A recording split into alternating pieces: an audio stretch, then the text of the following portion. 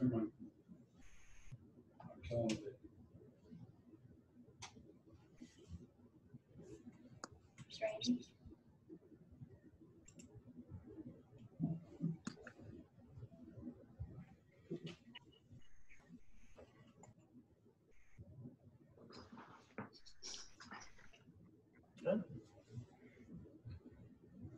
we're gonna wait just a couple of seconds for everybody to get logged on and hop on here, but we haven't done a video in a couple of weeks, so we're glad to have you all here with us today.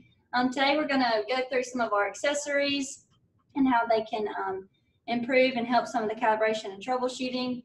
And we have Scott with us here today, so he's gonna go through that with you, and Randy's up at the top with us as well. So if you have any questions at all during any of this, you're welcome to unmute your mic and ask it, or you could also ask in the chat bar. There's a section to chat. You're welcome to do it there as well.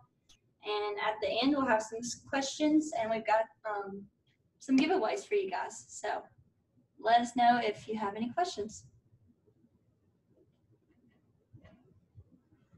All right, everybody. Like Carly said, we're going to give a little time here, kind of get started, let everybody get logged in. Everybody join.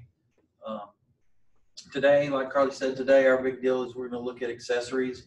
In the past several weeks, we've gone over positioners, all the different lines of positioners we have. So now we're going to look at the accessory side of things. Some things we'll be going over a little bit again. But we just want to point out what options you have to add stuff to your positioner and to help it last longer. Like Carly said, help you troubleshooting and to kind of help you fill some certain applications that the positioner itself can't do. There's several different things that we can add that's going to help that. It's going to be little added value things that's going to help you get to certain abilities. What we'll do is first we're going to just kind of start off to the side of the table over here. One of the items, some of the things we do carry explosion-proof limit switches. You can see that a few of these we have mounted. We don't do much of them as standalone, but what we generally do is we pair these with an explosion-proof positioner.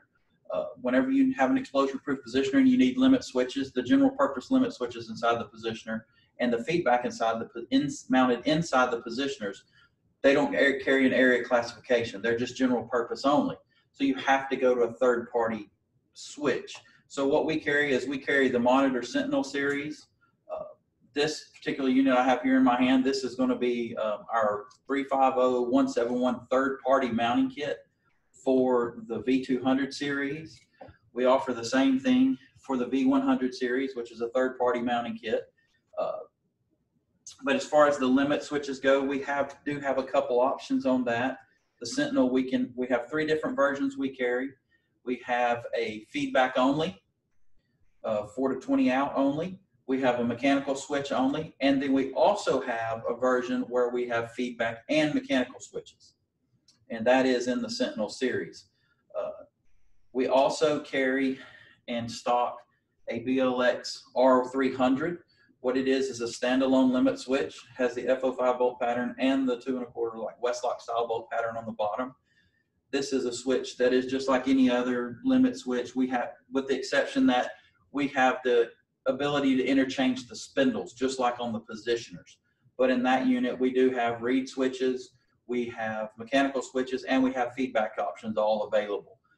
And it's just as much, it's very similar to the R100 that we use with the V100 feedback module, that we can change the scaling, we can change beacon to a flat top arrow indicator. And like I said, the spindles on the back are interchangeable. So depending on the mounting you have, it's really easy to mount. So if any of our mounting kits work, you can use that mounting kit to mount the feedback. Hey Scott, let me jump in and point out one other thing really fast. We also, as Scott's shown you with the monitor switches and that third-party limit switch kit for both the V100 and V200, that is our most common type. But there is also another mounting option available for the Stonell quartz style. There's a lot of people out there that really specify Stonell quartz. That's not a problem. We have a kit that will mount to both the V100 and the V200. So sorry, Scott, I just want to make sure. It's not a problem. Now, out there. Now we do not carry the Stonell switches. The only switches that we carry are the Sentinels and our R300. So, but we do have other mounting kits available to mount different limit switches to our positioners. So we're going to carry on across the table. Another item that we've talked about in the positioners is when in the previous episodes and kind of stuff, we have shown converting from a pneumatic to an electro-pneumatic. Oftentimes, you have a bunch of vibration or problems, or we have our IDPs are mounted in a cabinet. We also carry remote mount IDPs. These are standalone IDPs that you can remote mount, use a pneumatic positioner, and you take your 4 to 20 signal, goes to the remote mount IDP, sends the 3 to 15 to the positioner, and it works pneumatically. In essence, like we said, this is the original remote mount positioner, that the feedback and all is here, the mechanical feedback and the pneumatic handling is here, but the signal is remotely mounted. We have this option in standard, general purpose, and this unit is an explosion proof, so it carries the explosion proof ratings. And sorry, Scott, I'm gonna jump in one more time. The other thing to be thinking about this is if you do have a customer that is requiring pneumatic positioners only, that might be a good opportunity for you to go in and ask what IDPs they're using. These IDPs are made by ABB, originally by Synscon. These IDPs have been out in the field for a very long time, and they're really, really robust and good. So there might be an opportunity there because they might be unhappy with the IDP that they're currently using. Very good point. All right. With the remote mount IDP, we also do carry mounting kit, a pipe style mount for the remote mount IDP that offers you a bunch of different options. So you can actually mount it directly to the wall with the L bracket, or you could use the U-bolt and use the pipe style mount, and it's very flexible in how it can be mounted and where it can be mounted. But that's for the remote mount IDPs. Something we've talked about several times, and pretty much every time we talk about positioners, when you mount a positioner, we would like to see a filter on the unit. These units, we have filter regulators, which so it has the regulator section and the filter. And the important thing is that they're coalescing filter regulators. And we also carry just a filter, but it is a coalescing filter. So we're removing moisture and we're regulating and we're catching particulate. That's going to help. Doesn't help the performance of the positioner per se, but it will help the positioner function properly longer. And another item that we've talked about, the filter regulators is 5 microns is what these are rated. So they're actually well below what the actual recommended filtration is for most positioners. So we're well below the particle size that's actually recommended. The other part that we often, every single time we'd like to see is gauges. We offer 2 different versions of gauges. We have standard gauges, which have a steel housing, brass internals, and a plastic lens. We also offer a full stainless steel option on the gauges. It is completely stainless, 100% stainless, all the internals, all the casing, and it goes to a polycarbonate lens. Gauges, we offer a couple different versions depending on where your positioner is mounted. Oftentimes, the bottom mount gauge you can't use, so you'll have to use a lower mount or a back mount, I mean. The gauges, generally we have 3 160s and 1 0 to 30 is a standard set of gauges. You can order the gauges, regulators, filter all separate, or we have a VAC pack. This unit has a VAC pack mounted on it. What a VAC pack is a filter regulator. We have 2 versions of the VAC pack. We have a standard and we have a stainless steel VAC pack. And what they are is a filter regulator, a nipple to mount the filter regulator to positioner, 3 0 to 160 gauges, and a 0 to 30 bottom mount gauge. Like I said, so if you have a location and you don't have room to mount the regulator, you can do just the gauges. But if you can't, the VAC pack, we'd love to see the VAC packs because we know at that point it's got a filter regulator and gauges because it's going to help us in the future if we try to troubleshoot on calibration. The VAC pack is also, when you buy everything together in the backpack, that it's a discounted price. Right. So compared to buying everything as individual pieces, you get a little price break and you get to order one part. I know we've gone over this stuff. I'm kind of going over it pretty quick, but some of this stuff, does anybody have any questions? I want to take a pause for a second. Anybody's got any questions or wants to know anything about anything? If not, we'll move on. couple of the other items you'll see on the, we're going back to gauges on our D400 and D500 series. We also offer gauges on those units as well. They are just standard, very small gauges. I can't remember the size. I think they're 1-inch gauges. They're real small, 1/8-inch MPT, but they help really good with troubleshooting. With a digital positioner, the gauge side of things isn't as important as it is on an analog, because we use the gauges on the analog to calibrate and troubleshoot. Or on the digital, it's really more of a troubleshooting thing, and you can actually see what the positioner's doing when it's moving air, where you don't have that ability to look inside the positioner like you do pulling the cover on an analog product. But we do have two separate gauge options on those. There's a single and double acting. They're different gauge sets. One has 3 gauges, one has 2 gauges. For the single is 2 gauges, and the double acting has 3 gauges. The gauge sets come with all the fasteners and O-rings needed to seal it as well. Next thing we're going to look at is we're going to look at a manual override that we carry. The manual override is oftentimes we get requests in that somebody needs a manual override, so when some condition happens, they go out and stroke the valve open or closed. The manual override will not position the valve, but it will run it open or closed. And it can mount a couple of different options. If you notice on the bottom, we have several different porting. Comes with instructions on exactly how to mount it. But in short, this is a standard kind of no more style mount. You can actually mount it without the block directly to the actuator and operate it, as long as you tube it up properly on the bottom. But we also offer the option of mounting our block to it. So now you can remote mount it or hard tube it in somewhere if you don't have enough room. But that unit, what it will do is it will take precedence. So no matter what the positioner is telling it to do, if you move this knob, it's going to drive it open or close, the valve open or closed. And that is, like I said, it's a pneumatic override valve. One of the last 2 items we have on the table is a similar product, is a pneumatic lockup valve. The pneumatic lockup valve is used oftentimes in conjunction with fail-freeze positioners. We've gone over fail-freeze positioners a little bit on the analog stuff and on the digital stuff. What fail-freeze on a positioner level is when you lose signal, the positioner locks in place. Oftentimes, that's used with a double acting actuator, and it's just assumed because you lose air that now that actuator is going to lock in place. It won't actually lock in place. There's no air to hold it in place. When using a pneumatic lockup valve, what happens is when you lose your air supply, there is a signal line going to this valve. When you lose the air supply, it locks the valve, all ports closed. So any air left in the actuator is going to be locked in that actuator. It's going to lock it in place. So this unit here has a fail-freeze D400 digital positioner. It has a pneumatic lockup valve. It also has gauges and a filter regulator. So this is a pretty highly optioned assembly, but it has the option and it has the ability to fail in place on loss of air and fail in place on loss of signal.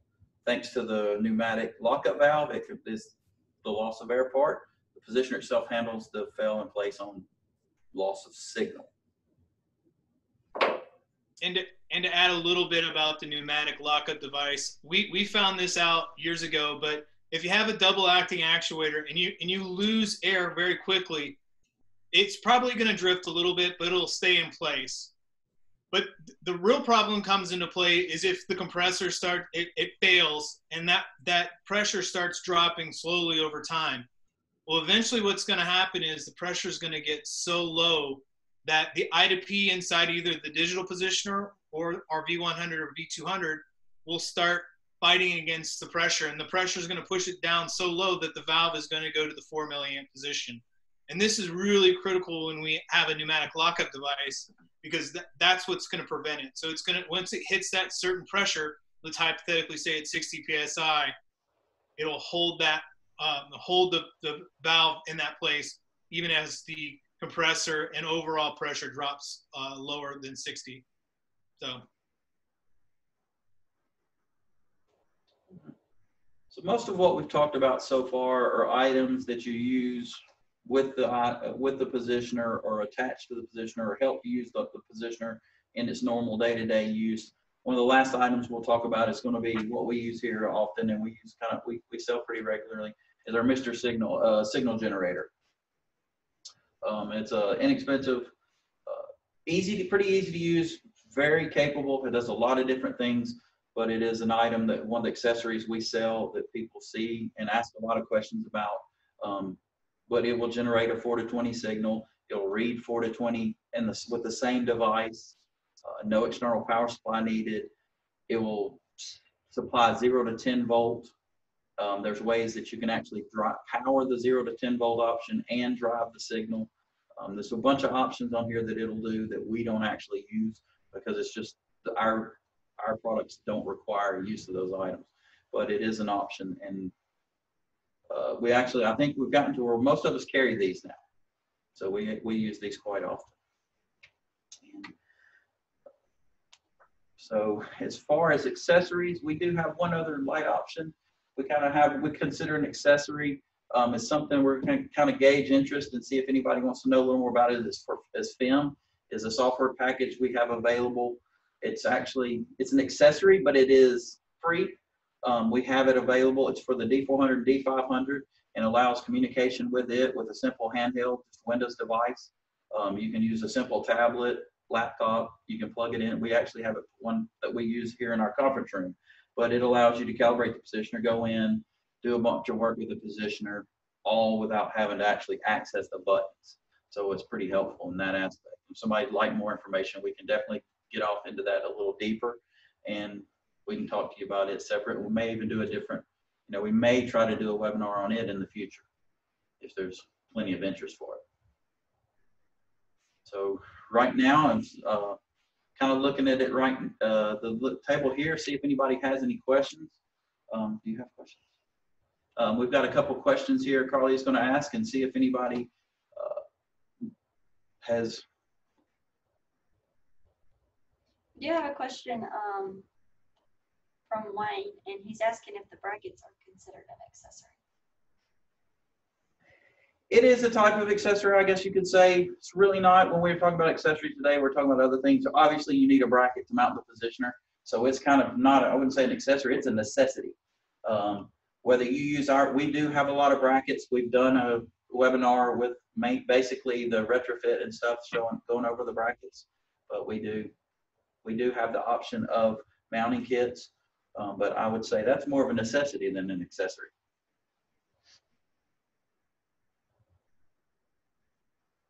All right, I think Carly has a couple questions going to ask everybody, and we'll let her take over. Okay, these are for our giveaway, so if you would like, you can answer in the chat bar, or you can unmute yourself, whatever you want to do. But we'll start off with this first question, and it is, why is it suggested that you order gauges?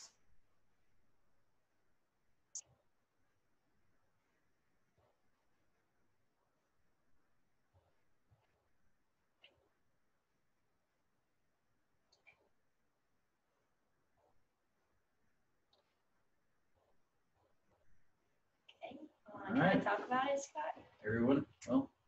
Well, David Catalan's responded on chat, ease of calibration and troubleshooting. That is correct. It's going to help on the analog products. It is going to help you calibrate. It is easiest on our site. It will be easiest to calibrate if you do have a set of gauges, because we have a sheet that is calibration to gauges. On the D400, they don't do a lot. They don't do anything for calibration because it's a push button calibration, and the positioner really handles all of that. But it may help you in the future if you see that you're putting air on one side, the positioner is all the way open, and you see pressure bleeding across the actuator. So it helps with troubleshooting. It'll help with troubleshooting on the analog products as well, because the 0 to 30 can help you determine the health of the I to P, and the gauges can do the same thing. That if you know you're at the 4 or 20 position and you're seeing bleed or pressure on both gauges, it's either an indication the calibration is not right, or there is a seal failure or leak across the cylinders in the actuator. So you're correct, David. Okay, good job, David. Okay, question number 2. What all is included when you order a VAC pack?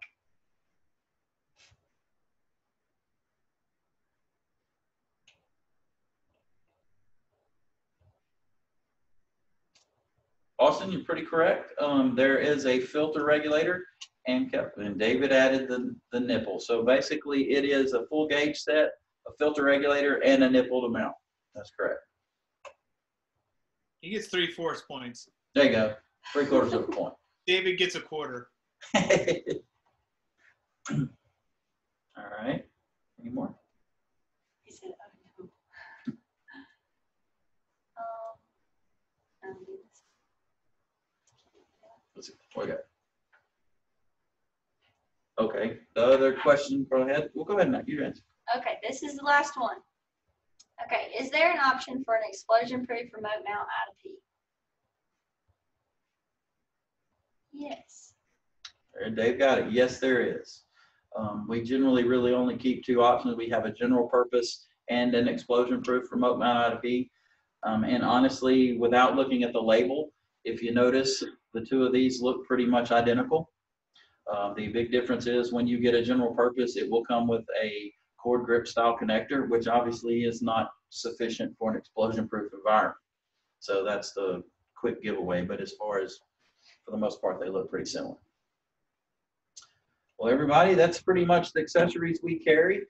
So now we've gone over the controls, which are all our positioners. Now we've gone over the accessories part of all the accessories and controls. So if you guys have any questions, please hit us up. Email us. I'm sure we are going to be moving along in the future, and let Carly finish this off here. Okay. Next week, we're not going to have a Zoom call. It's the week of the 4th, so we understand everyone's kind of busy. So we'll keep you updated on our LinkedIn page. So just be on the lookout for our next link and our next video. If you have any other questions, like Scott said, just shoot us an email, give us a call, and there's tons of things on our website. Lots of, like Bob mentioned earlier, pages and stuff on all the accessories that you could go and look at. So if there's not any other questions, thank you guys for coming out, and we'll see you next time.